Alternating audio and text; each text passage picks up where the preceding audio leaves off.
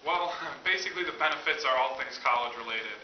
Um, I have had many classes that are based solely on presentation skills, and although maybe my content hasn't always been perfect and I've been docked points in that sometimes, I've always been complimented on my presentation skills. And in fact, professors have come up to me and told me that they look forward to hearing what I have to say because I present it in such an interesting and different manner. Now, it's also helped me be more confident in meeting people, and this has helped me to broaden my horizons in a lot of ways. I've got to meet more people in college than I probably did the first 2 years I did in high school before I even considered doing speech and debate. And this confidence is carried over to all aspects of my life. It doesn't just help, when I'm going to go shake someone's hand and say hi, that's one thing.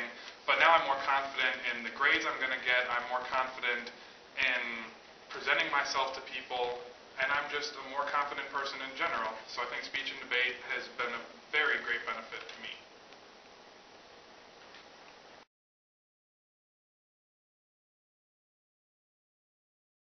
Well, I'd say, who isn't afraid of public speaking?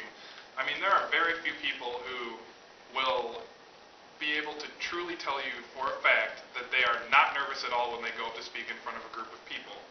And honestly, that's what speech and debate is all about. It's overcoming this fear.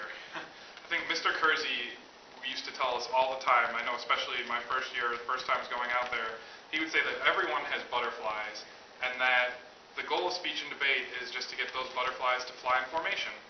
So, honestly, in my opinion, I think if you're afraid of public speaking, then you should be more compelled to do speech and debate, because it's going to help you so much more as your life goes on.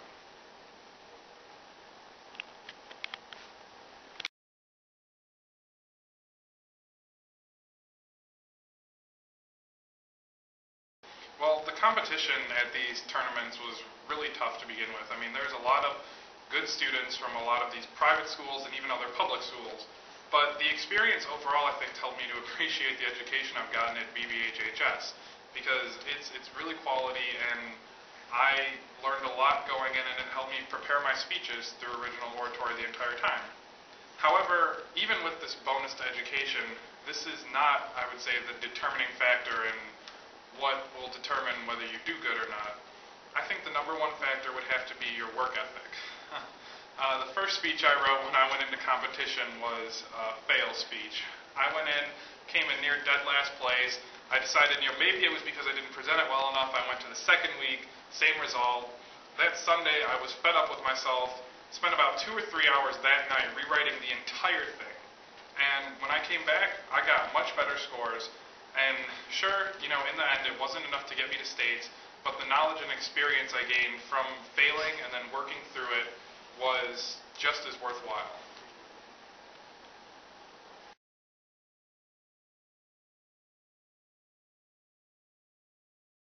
It's probably the number one extracurricular activity that top-tier colleges look for. In fact, studies showed that 22 to 30% of kids who had speech and debate on their academic resume were admitted into these top-tier colleges. And in fact, another fun thing that I got to look up when doing this was that there's actually a lot of famous people that were NFL members or had participated in speech and debate at their schools.